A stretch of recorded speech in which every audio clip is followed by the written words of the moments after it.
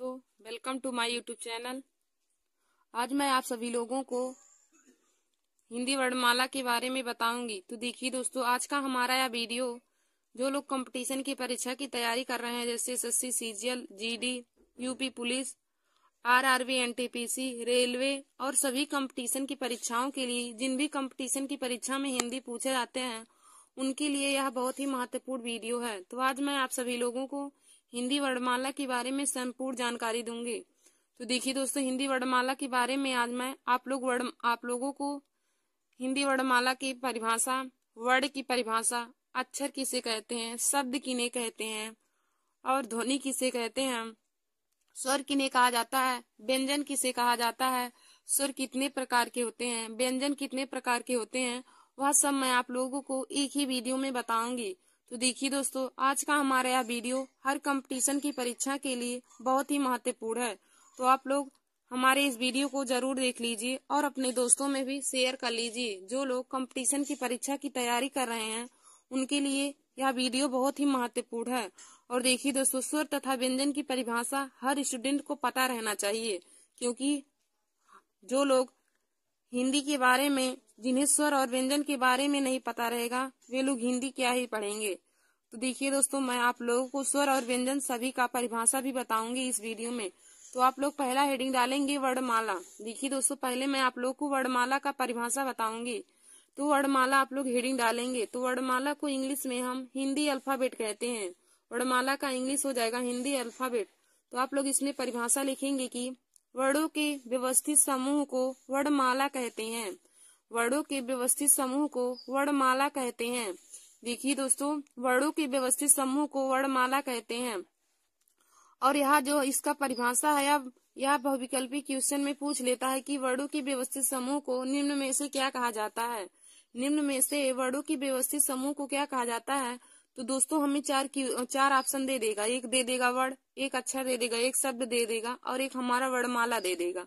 तो जिन भी स्टूडेंट को उसका परिभाषा पता रहेगा कि वर्णों की व्यवस्थित समूह को वर्णमाला कहते हैं, वही लोग सही ऑप्शन लगाएंगे। तो देखिए दोस्तों, आप लोग इसको इम्पोर्टेंट लिख के इसकी परिभाषा को अपनी कॉपी में नोट करके जरूर याद कर लें कि वर्णमाला का परिभाषा होता है कि वर्णों की व्यवस्थित समूह को वर्णमाला कहते हैं। फिर हम आगे देखेंगे कि हिंदी वर्णमाला में कुल 52 वर्ण होते हैं। देखिए दोस्तों, यह भी बहुत इम्पोर्टेंट क्वेश्चन है। यह कंपटीशन की परीक्षा में पूछा जाता है कि हिंदी वर्णमाला में कुल कितने वर्ण होते हैं। तो देखिए दोस्तों, हिंदी वर्णमाला में कुल 52 वर्ण होते हैं। हिंदी वर्णमाला में कुल 52 वर्ण होते हैं, जिनमें 11 स्वर होते हैं और व्यंजन 33 होते हैं। जिसमें स्वर की संख्या 11 होती है और व्यंजनों की संख्या 33 होती है। और सभी अल्पप्राण, महाप्राण, घोष, अघोष और सभी में आते हैं, संयुक्त व्यंजन में आते हैं। तो देखिए दोस्तों, हिंदी वर्णमाला में हमारे वर्ण 52 हो जाएंगे। हिंदी वर्णमाला में कुल 52 वर्ण हो जाएंगे, जिनमें मुख्यतः स्वर 11 होते हैं और व्यंजन 33 होते हैं।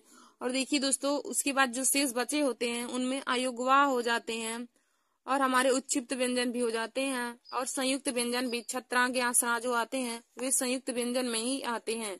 फिर उसके बाद देखिए दोस्तों, हमारा बहुत महत्वपूर्ण क्वेश्चन पूछा जाता है हर कंपटीशन में कि हिंदी किस लिपि में लिखी गई है। तो देखिए दोस्तों, आप लोग इसे लिख लीजिए, हिंदी देवनागरी लिपि में लिखी गई है। हिंदी किस लिपि में लिखी गई है, यह क्वेश्चन बहुत ही इम्पोर्टेंट है। तो आप लोग लिख लीजिएगा कि हिंदी देवनागरी लिपि में लिखी गई है। हिंदी किस लिपि में लिखी गई है, तो हिंदी देवनागरी लिपि में लिखी गई है दोस्तों। फिर हम अगला हेडिंग आप लोग डाल लीजिएगा वर्ण। अब दोस्तों, हम आप लोगों को वर्ण का परिभाषा बताएंगे कि वर्ण किन्हें कहते हैं। वर्ण या अक्षर एक ही होता है, जैसे छोटा आ हो गया, वह एक वर्ण है तो उसको हम वर्ण कह सकते हैं।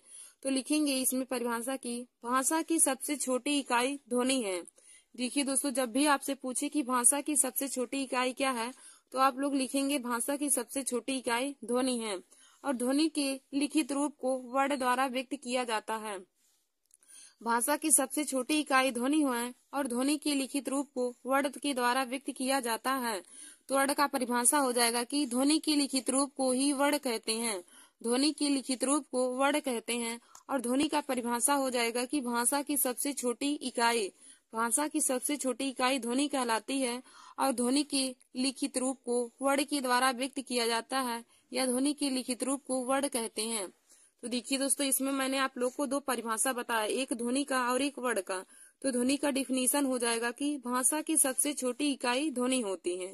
भाषा की सबसे छोटी इकाई ध्वनि होती है या ध्वनि कहते हैं। और फिर वर्ण का परिभाषा हो जाएगा कि ध्वनि की लिखित रूप को वर्ण कहते हैं या ध्वनि के लिखित रूप को वर्ण के द्वारा व्यक्त किया जाता है। फिर आप लोग नोट करके यहाँ पे लिख लीजिएगा, यह बहुत ही इम्पोर्टेंट है, आप लोग नोट करके लिख लीजिएगा कि उच्चारण की दृष्टि से भाषा की सबसे छोटी इकाई, भाषा की सबसे लघुत्तम या सबसे छोटी इकाई ध्वनि होती है। देखिए दोस्तों, यदि पूछे कि उच्चारण की दृष्टि से भाषा की सबसे छोटी इकाई क्या होती है, तो आप लिखेंगे कि उच्चारण की दृष्टि से भाषा की सबसे छोटी इकाई ध्वनि होती है। और यदि पूछे कि लेखन की दृष्टि से भाषा की सबसे छोटी इकाई क्या होती है, तो देखिए दोस्तों, लेखन की दृष्टि से भाषा की सबसे छोटी इकाई वर्ण होती है। देखिए दोस्तों, हमने आप लोग को बताया, आप लोग नोट करके यहाँ पे लिख लीजिएगा, नोट हेडिंग बना के इसमें लिखेंगे कि उच्चारण की दृष्टि से, यदि पूछे कि उच्चारण की दृष्टि से भाषा की सबसे छोटी इकाई क्या होती है, तो देखिए दोस्तों, उच्चारण की दृष्टि से भाषा की सबसे छोटी इकाई ध्वनि होती है। और यदि पूछे कि लेखन या लिखने के अनुसार भाषा की सबसे छोटी क्या इकाई होती है, तो लिखने के अनुसार या लेखन की दृष्टि से भाषा की सबसे छोटी इकाई वर्ण होती है। अब फिर देखिए दोस्तों, अब हम आगे वर्ण को बांटते हैं। तो वर्ण देखिए दोस्तों, दो भागों में बटेगा। वर्ण हमारा दो प्रकार के होते हैं, नंबर 1 स्वर और नंबर 2 व्यंजन। नंबर 1 स्वर हो जाएगा और नंबर 2 व्यंजन। अब देखिए दोस्तों, हम आप लोगों को स्वर के डिफिनीशन और उसके प्रकार के बताएंगे। तो देखिए दोस्तों, स्वर भी हमारा 3 प्रकार के होते हैं। अब स्वर में भी हम प्रकार देखेंगे तो स्वर 3 प्रकार के हो जाएंगे। नंबर 1 ह्रस्व स्वर, नंबर 2 दीर्घ स्वर, नंबर 3 प्लुप्त स्वर हो जाएंगे। स्वर हमारे 3 प्रकार के हो जाएंगे, नंबर 1 ह्रस्व स्वर, नंबर 2 दीर्घ स्वर और नंबर 3 प्लुप्त स्वर। और देखिए दोस्तों, व्यंजन, तो व्यंजन भी हमारे 3 प्रकार के हो जाएंगे, स्पर्श व्यंजन, अंतस्थ व्यंजन और ऊष्म व्यंजन। तो देखिए दोस्तों, वर्ण 2 प्रकार के होते हैं, नंबर 1 स्वर और नंबर 2 व्यंजन। और व्यंजन भी हमारे 3 प्रकार के हो जाएंगे, ह्रस्व स्वर, दीर्घ स्वर और प्लुप्त स्वर। और व्यंजन भी हमारे 3 प्रकार के हो जाएंगे, स्पर्श व्यंजन, अंतस्थ व्यंजन और ऊष्म व्यंजन।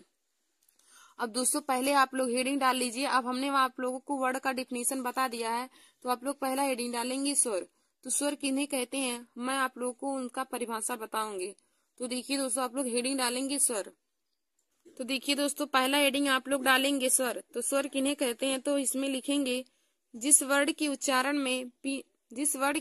में किसी अन्य वर्ण की सहायता नहीं होती है, जिस वर्ण के उच्चारण में किसी अन्य वर्ण की सहायता से नहीं बोले जाते हैं।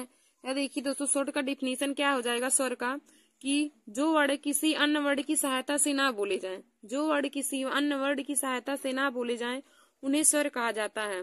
जो वर्ण अन्य किसी वर्ण की सहायता से ना बोले जाएं, उन्हें स्वर कहा जाता है।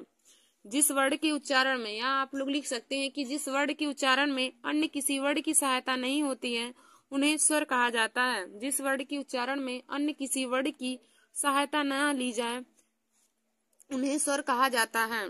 तो देखिए दोस्तों, मैंने आप लोग को बताया स्वर का डिफिनीशन क्या हो जाएगा, कि जिस वर्ण के उच्चारण में अन्य किसी वर्ण की सहायता नहीं होती है, जिस वर्ण के उच्चारण में अन्य किसी वर्ण की सहायता नहीं होती है, उन्हें हम स्वर कहते हैं। और देखिए दोस्तों, फिर हम आगे लिखेंगे कि हिंदी वर्णमाला में स्वरों की संख्या मुख्यतः 11 होती है। हिंदी वर्णमाला में स्वरों की संख्या 11 होती है।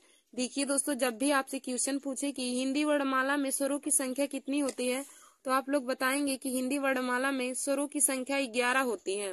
और हमारे 11 स्वर कौन कौन से हैं, तो देखिए दोस्तों, हो जाएगा छोटा, बड़ा, छोटी, बड़ी, छुटाऊ, बड़ाऊ, इरी, ए, ऐ, ओ और औ। देखिए दोस्तों, छोटा से लेकर औ तक हमारे 11 जो हैं, यह सभी स्वर हैं।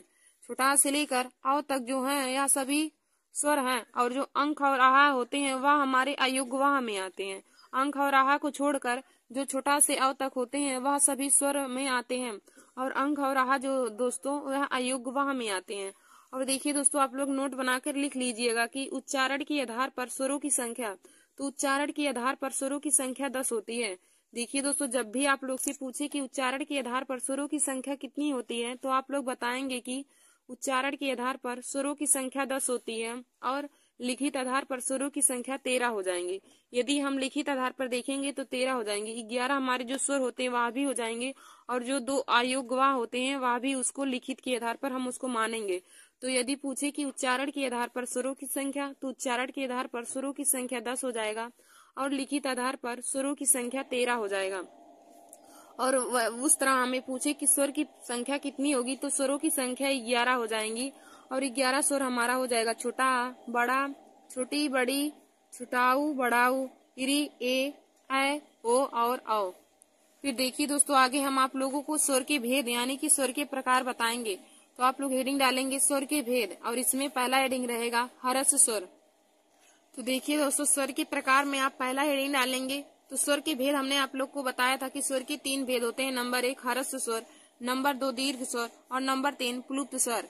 स्वर के 3 प्रकार होते हैं। नंबर 1 हरस स्वर, नंबर 2 दीर्घ स्वर और नंबर 3 प्लुप्त स्वर हो जाएंगे। तो देखिए दोस्तों, आप लोग हरस स्वर हेडिंग डाल के लिखेंगे कि जिन स्वरों के उच्चारण में बहुत कम समय लगता है, जिन स्वरों के उच्चारण में बहुत कम समय लगता है उन्हें हरस स्वर कहा जाता है। ये दोस्तों, हरस स्वर का डिफिनीशन हो जाएगा कि जिन स्वरों के उच्चारण में बहुत कम समय लगता है उसे हरस स्वर कहते हैं। देखिए दोस्तों, हरस स्वर का एक अन्य नाम है, हरस स्वर को मूल स्वर भी कहा जाता है। तो देखिए, हम लिखेंगे कि हरस स्वरों की संख्या हिंदी वर्णमाला में 4 होती है। हरस स्वरों की संख्या हिंदी वर्णमाला में 4 होती है।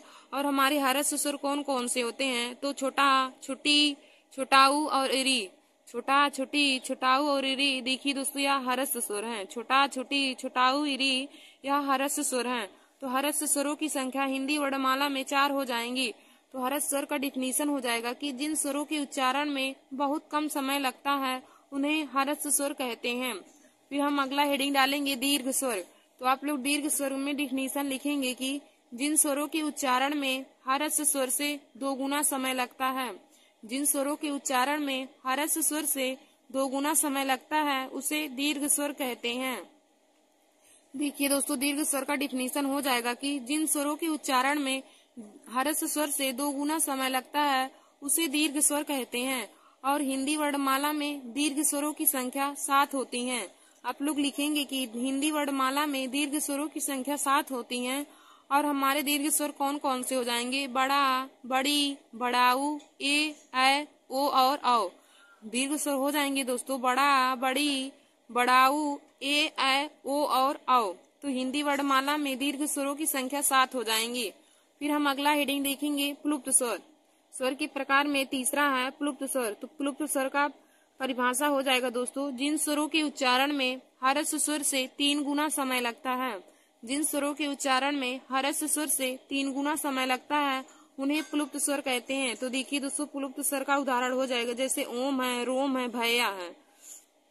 तो देखिए दोस्तों, मैंने आप लोगों को हरस स्वर, दीर्घ स्वर और प्लुप्त स्वर, यह तीनों स्वर के प्रकार है उनको भी बता दिया है। तो देखिए दोस्तों, हरस स्वर क्या होते हैं कि जिन स्वरों के उच्चारण में बहुत कम समय लगता है उसे हरस स्वर कहते हैं। और हरस स्वर का एक नाम मान्य होता है, तो हरस स्वर को मूल स्वर भी कहा जाता है।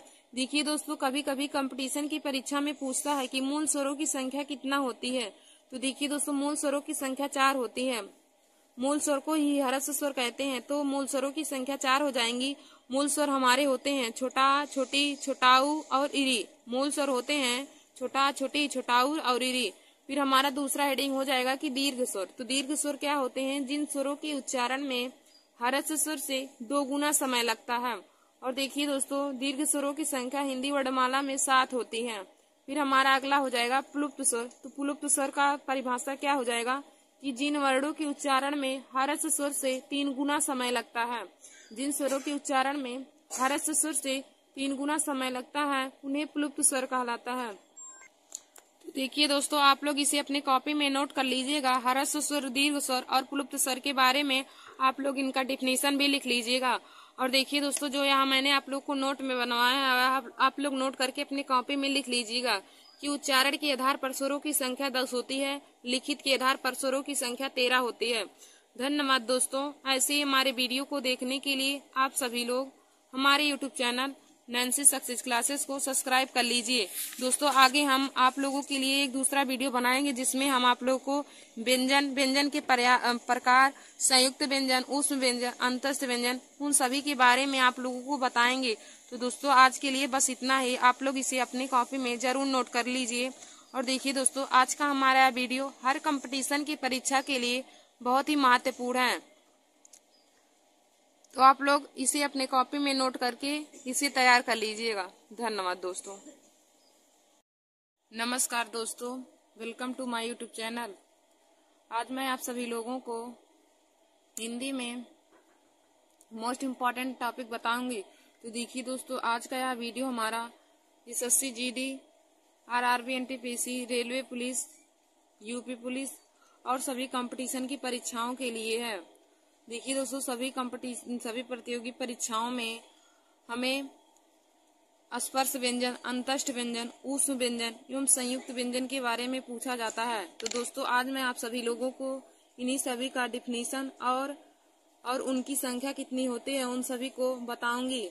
तो दोस्तों, आप लोग हमारे इस वीडियो को जरूर देख लीजिए और अपने दोस्तों में भी शेयर कर लीजिए। तो देखिए दोस्तों, पहले हम आप लोगों को बताएंगे इन सभी लोगों का डिफिनीशन और वे कितने प्रकार के होते हैं, उनकी कितनी संख्या होती है, उन सभी को मैं बताऊंगी। तो दोस्तों, पहले आप देखिए, आप हेडिंग डालेंगे स्पर्श व्यंजन। आप लोगों को मैं पहले बताऊंगी कि स्पर्श व्यंजन किन्हें कहा जाता है। तो आप लोग हेडिंग डाल लीजिए स्पर्श व्यंजन। तो इनका डिफिनीशन लिखेंगे कि जिन व्यंजनों का उच्चारण करते समय हवा कंठ तालु, मूर्धा, दांत एवं ओष्ठों का स्पर्श करके मुख से बाहर आती है।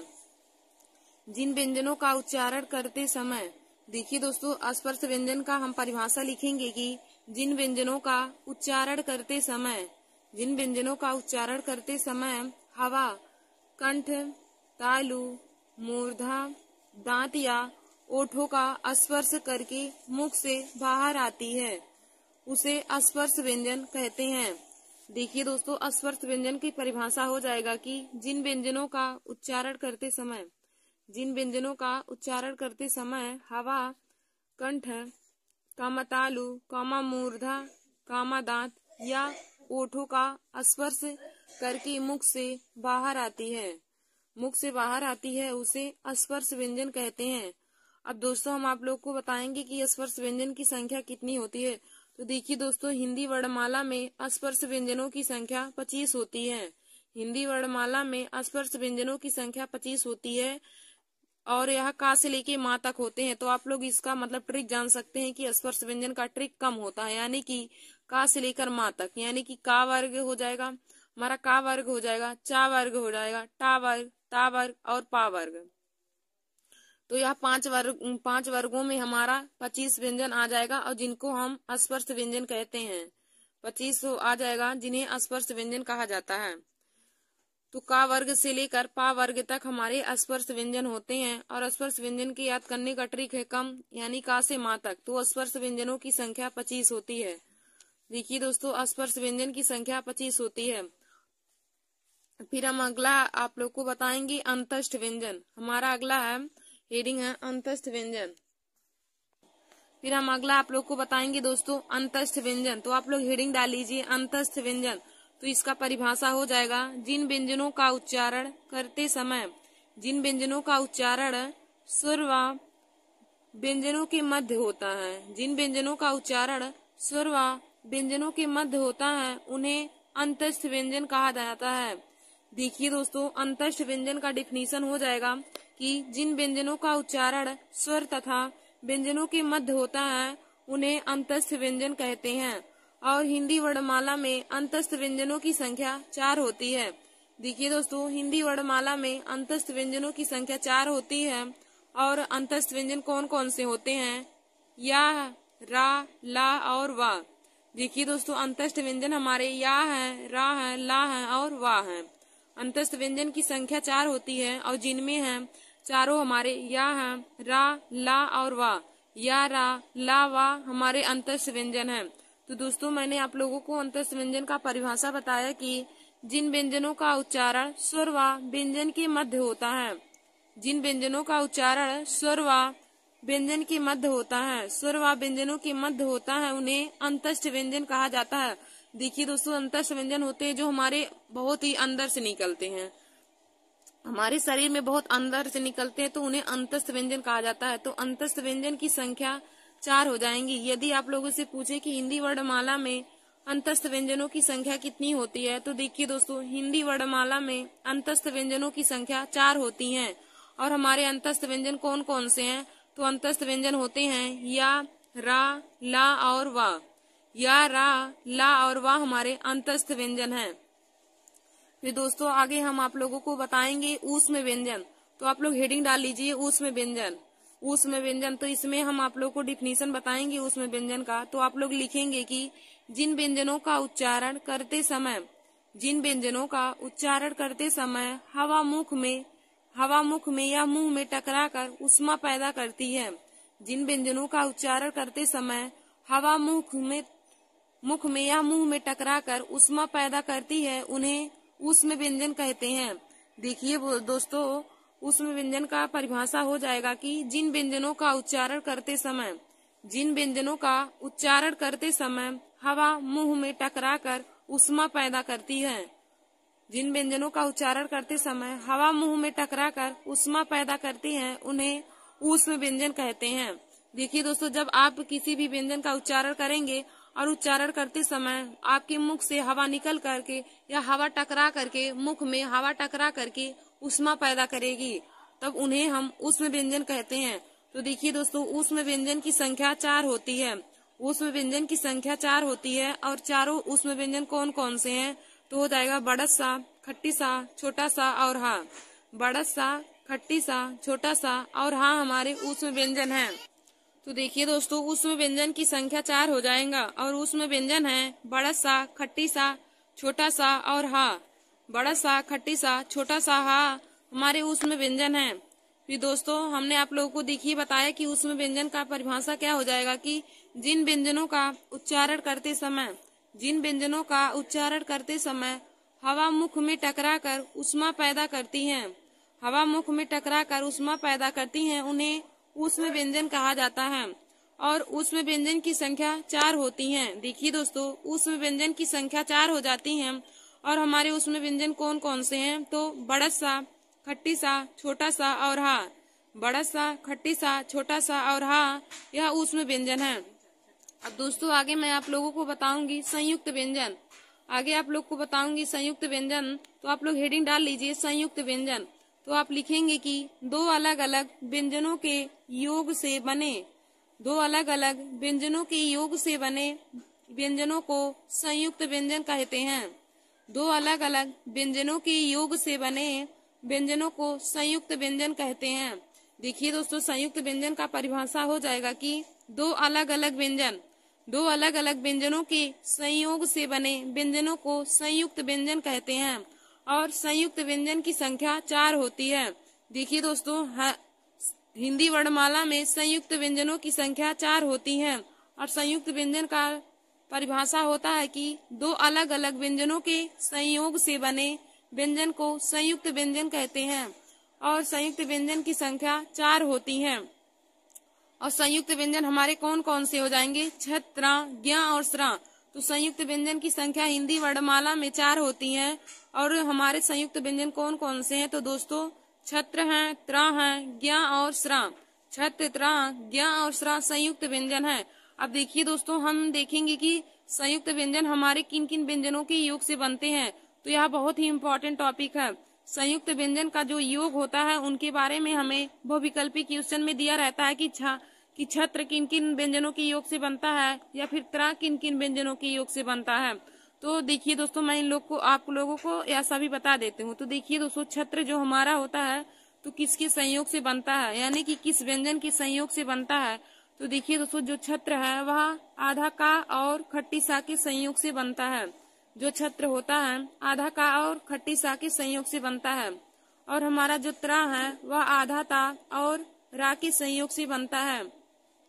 जो त्र है वह आधा ता और रा के संयोग से बनता है। फिर हम आगे देखेंगे ज्ञ। तो देखिए दोस्तों, ज्ञ आधा जा प्लस इया के संयोग से बनता है। ज्ञ जो है वह आधा जा प्लस इया के संयोग से बनता है। अब हम आगे देखेंगे स्रा। तो देखिए दोस्तों, स्रा बड़ा सा आधा बड़ा सा और रा के संयोग से स्रा बनता है। जो स्रा है वह आधा बड़ा सा और रा के संयोग से बनता है। तो दोस्तों, मैंने आप लोग को संयुक्त व्यंजन का परिभाषा बताया कि दो अलग अलग व्यंजनों की संयोग से बने व्यंजनों को संयुक्त व्यंजन कहते हैं। दो अलग अलग व्यंजनों के संयोग से बने व्यंजनों को संयुक्त व्यंजन कहते हैं और हिंदी वर्णमाला में संयुक्त व्यंजनों की संख्या 4 होती है। देखिए दोस्तों, एक संयुक्त स्वर भी होता है और एक संयुक्त व्यंजन होता है। तो हिंदी वर्णमाला में संयुक्त व्यंजनों की भी संख्या 4 होती है और संयुक्त स्वरों की भी संख्या 4 होती है। तो संयुक्त व्यंजन हमारे छ, त्र, ज्ञ और श्रा होते हैं और जबकि संयुक्त स्वर ए, ऐ, ओ और औ होते हैं। ध्यान दीजिए दोस्तों आप इस बात पर कि संयुक्त स्वर और संयुक्त व्यंजन हमारे 2 टॉपिक हैं। हिंदी वर्णमाला में संयुक्त व्यंजनों की संख्या भी 4 होती है और संयुक्त स्वरों की भी संख्या 4 होती है। तो संयुक्त स्वर हमारे ए, ऐ, ओ, औ होते हैं। तो आप लोग लिख लीजिएगा कि संयुक्त स्वर हमारे 4 होते हैं, ए, ऐ, ओ और औ। और संयुक्त व्यंजनों की भी संख्या 4 होती है। तो संयुक्त व्यंजन हमारे होते हैं छ, त्र, ज्ञ और श्रा। देखिए दोस्तों, संयुक्त व्यंजन होते हैं छ, त्र, ज्ञ और श्रा। तो आशा करती हूँ कि आप लोगों को संयुक्त व्यंजन और संयुक्त स्वर में अंतर पता चल गया होगा। देखिए दोस्तों, संयुक्त व्यंजन और संयुक्त स्वर दोनों की संख्या 4 होती है, लेकिन संयुक्त स्वर हमारे ए, ऐ, ओ, औ होते हैं और जबकि संयुक्त व्यंजन छ, त्र, ज्ञ और श्रा होते हैं। तो देखिए दोस्तों, आज मैंने आप सभी लोगों को स्पर्श व्यंजन, अंतस्थ व्यंजन, ऊष्म व्यंजन और संयुक्त व्यंजन का परिभाषा और उनकी संख्या को बता दिया है। तो एक बार मैं फिर से आप लोगों को सभी का परिभाषा और उनकी संख्या बता देती हूँ। तो आप लोग इसे अपने कॉपी में जरूर नोट कर लीजिएगा, क्योंकि देखिए दोस्तों, हर कंपटीशन की परीक्षा में जिनमें हिंदी आती है उनमें इनसे संबंधित मोस्ट इम्पोर्टेंट क्वेश्चन पूछे जाते हैं और बहुत से लोग इन्हीं सभी क्वेश्चन में फंस जाते हैं। तो दोस्तों आप लोग हमारे इस वीडियो को जरूर देख लीजिए और अपने दोस्तों में भी शेयर कर लीजिएगा। तो दोस्तों पहले आप लोग हेडिंग डालेंगे स्पर्श व्यंजन। आप लोग हेडिंग डाल लीजिए स्पर्श व्यंजन। तो स्पर्श व्यंजन का परिभाषा हो जाएगा कि जिन व्यंजनों का उच्चारण करते समय हवा कंठ, तालु, मूर्धा, दांत या ओष्ठों का स्पर्श करके मुख से बाहर आती है, उसे स्पर्श व्यंजन कहते हैं। देखिए दोस्तों, स्पर्श व्यंजन का परिभाषा हो जाएगा कि जिन व्यंजनों का उच्चारण करते समय हवा कंठ कामा, तालु कामा, मूर्धा कामा, दांत या ओष्ठों का स्पर्श करके मुख से बाहर आती है तो उन्हें स्पर्श व्यंजन कहते हैं। और देखिए दोस्तों, हिंदी वर्णमाला में स्पर्श व्यंजन की संख्या 25 होती है। हिंदी वर्णमाला में स्पर्श व्यंजन की संख्या 25 होती है और हमारे स्पर्श व्यंजन का से लेकर माँ तक होते हैं। तो कम इसका ट्रिक है। स्पर्श व्यंजन को याद करने का ट्रिक दोस्तों आप लोग कम लिख लीजिएगा। कम यानी कि का से लेकर माँ तक हमारे जितने भी वर्ड आते हैं वह सभी स्पर्श व्यंजन होते हैं। हमारे देखिए दोस्तों, कम में हमारे कौन कौन से वर्ग आ जाएंगे। स्पर्श व्यंजन की संख्या में का वर्ग आ जाएगा, चा वर्ग आ जाएगा, टा वर्ग आ जाएगा और पा वर्ग। का वर्ग, चा वर्ग, टा वर्ग, ता वर्ग और पा वर्ग, यह सभी 5 वर्ग हमारे स्पर्श व्यंजन की श्रेणी में आते हैं। इन सभी वर्गों को यानी कि 5 वर्गों को स्पर्श व्यंजन कहा जाता है। अब दोस्तों आगे हम आप लोगों को अंतस्थ व्यंजन के बारे में बताएंगे। तो आप लोग हेडिंग डाल लीजिए अंतस्थ व्यंजन। तो इसमें लिखेंगे अंतस्थ व्यंजन का परिभाषा हो जाएगा कि जिन व्यंजनों का उच्चारण स्वर व व्यंजनों के मध्य होता है, जिन व्यंजनों का उच्चारण स्वर व व्यंजनों के मध्य होता है उन्हें अंतस्थ व्यंजन कहते हैं। देखिए दोस्तों, अंतस्थ व्यंजन का डिफिनीशन हो जाएगा कि जिन व्यंजनों का उच्चारण करते समय या जिन व्यंजनों का उच्चारण स्वर व व्यंजन के मध्य होता है उन्हें अंतस्थ व्यंजन कहते हैं। और हिंदी वर्णमाला में अंतस्थ व्यंजनों की संख्या 4 होती है। देखिए दोस्तों, हिंदी वर्णमाला में अंतस्थ व्यंजनों की संख्या 4 होती है और हमारे अंतस्थ व्यंजन कौन कौन से हैं। तो या है रा, ला और वा। या, रा, ला और वा अंतस्थ व्यंजन है। फिर हमारा अगला हमने आप लोग को बताया था ऊष्म व्यंजन। तो देखिए दोस्तों, अगला ऊष्म व्यंजन है। तो आप लोग ऊष्म व्यंजन हेडिंग डाल के इसमें परिभाषा लिखेंगे कि जिन व्यंजनों का उच्चारण करते समय हवा मुख में टकराकर ऊष्मा पैदा करती है उन्हें ऊष्म व्यंजन कहते हैं। देखिए दोस्तों, ऊष्म व्यंजन का परिभाषा हो जाएगा कि जिन व्यंजनों का उच्चारण करते समय हवा मुंह में टकराकर ऊष्मा पैदा करती हैं उन्हें ऊष्म व्यंजन कहते हैं। अब देखिए दोस्तों, हिंदी वर्णमाला में ऊष्म व्यंजनों की संख्या 4 होती है। हिंदी वर्णमाला में ऊष्म व्यंजन की संख्या 4 होती है तो उसमें व्यंजन की संख्या 4 होती है। तो हमारे कौन कौन से उसमें व्यंजन होते हैं? तो देखिए दोस्तों, बड़स सा, खट्टी सा, छोटा सा और हा। बड़स सा, खट्टी सा, छोटा सा और हा, यह हमारे ऊष्म व्यंजन है। तो ऊष्म व्यंजन की संख्या 4 होती है। फिर हम आगे देखेंगे संयुक्त व्यंजन। तो दोस्तों आप लोग हेडिंग डाल लीजिए संयुक्त व्यंजन। इसमें लिखेंगे कि दो अलग अलग व्यंजनों के योग से बने, दो अलग अलग व्यंजनों के योग से बने व्यंजनों को संयुक्त व्यंजन कहते हैं। दो अलग अलग व्यंजनों के संयोग से बने व्यंजन को संयुक्त व्यंजन कहते हैं। संयुक्त व्यंजन की संख्या 4 होती है। तो देखिए दोस्तों, संयुक्त व्यंजन की संख्या 4 होती है। हिंदी वर्णमाला में संयुक्त व्यंजनों की संख्या 4 होती है। हमारे संयुक्त व्यंजन होते हैं छत्र, ज्ञ और श्र। छत्र, ज्ञ और श्र। अब देखिए दोस्तों, हम आप लोग को बताएंगे कि संयुक्त व्यंजन किन दो व्यंजनों के संयोग से बनते हैं। तो देखिए दोस्तों, जो हमारा छत्र होता है वह आधा का और खट्टी सा के संयोग से बनता है। छत्र जो होता है वह आधा का और खट्टी सा के संयोग से बनता है। और जो त्र होता है वह आधा ता प्लस रा के संयोग से बनता है। और जो ज्ञ है वह आधा जा प्लस इया के संयोग से बनता है। जो ज्ञ होता है वह आधा जा और इया के संयोग से बनता है। फिर देखिए दोस्तों, जो स्रा होता है वह आधा बड़स्सा और रा के संयोग से बनता है। जो स्रा होता है आधा बड़स्सा और रा के संयोग से बनता है। तो दोस्तों, हमने आप लोग को बताया कि संयुक्त व्यंजनों की संख्या हिंदी वर्णमाला में 4 होती है। और देखिए दोस्तों, एक होता है कि संयुक्त या संयुक्त व्यंजन है और एक संयुक्त स्वर भी होता है। तो संयुक्त स्वरों की भी संख्या 4 होती है और हमारे संयुक्त स्वर ए, ऐ, ओ, औ होते हैं। तो दोस्तों, आप लोग संयुक्त स्वर को भी अपने कॉपी में नोट कर लीजिएगा कि संयुक्त स्वरों की संख्या 4 होती है, जो होते हैं ए, ऐ, ओ और औ। तो देखिए दोस्तों, संयुक्त स्वर का भी वही परिभाषा हो जाएगा कि दो अलग अलग स्वरों के। देखिए, संयुक्त व्यंजन में होता है कि दो अलग अलग व्यंजनों के संयोग से बने व्यंजन को संयुक्त व्यंजन कहते हैं। और संयुक्त स्वर का परिभाषा हो जाएगा कि दो अलग अलग स्वरों के संयोग से बने स्वरों को संयुक्त स्वर कहते हैं। और संयुक्त स्वरों की भी संख्या हिंदी वर्णमाला में 4 होती है। तो संयुक्त स्वर होते हैं ए, ऐ, ओ और औ। तो देखिए दोस्तों, आप लोग इम्पोर्टेंट टॉपिक में लिख लीजिएगा कि स्पर्श व्यंजनों की संख्या। तो स्पर्श व्यंजन की संख्या हिंदी वर्णमाला में 25 होती है। हिंदी वर्णमाला में स्पर्श व्यंजन की संख्या 25 होती है। तो हमारे स्पर्श व्यंजन का से लेके माँ तक होते हैं। फिर आप लोग दूसरा लिख लीजिएगा कि अंतस्थ व्यंजन। फिर देखिए दोस्तों, अंतस्थ व्यंजन। तो अंतस्थ व्यंजन की संख्या हिंदी वर्णमाला में 4 होती है। हमारे अंतस्थ व्यंजन होते हैं या, रा, ला और वा। और देखिए दोस्तों, हमारा तीसरा था कि ऊष्म व्यंजन। तो हिंदी वर्णमाला में ऊष्म व्यंजन की भी संख्या 4 होती है। हिंदी वर्णमाला में ऊष्म व्यंजन की भी संख्या 4 होती है।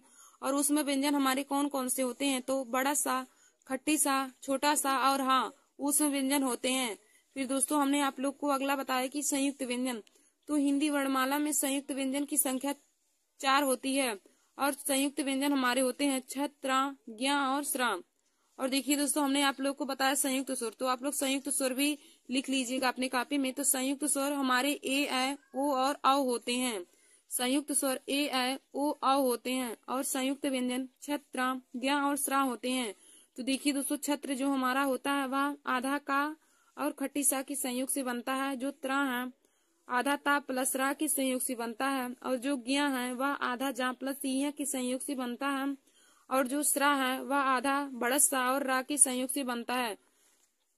तो देखिए दोस्तों, आज हमने आप लोगों को स्पर्श व्यंजन, अंतस्थ व्यंजन, ऊष्म व्यंजन और संयुक्त व्यंजन के बारे में बहुत ही अच्छे तरीके से बता दिया। और इनकी परिभाषा के साथ साथ इनकी संख्या को भी बता दिया कि कौन कौन से हमारे अंतस्थ व्यंजन होते हैं, ऊष्म व्यंजन, संयुक्त व्यंजन और हमारे संयुक्त स्वर होते हैं। तो आप लोग इन्हें अपनी कॉपी में नोट कर लीजिएगा।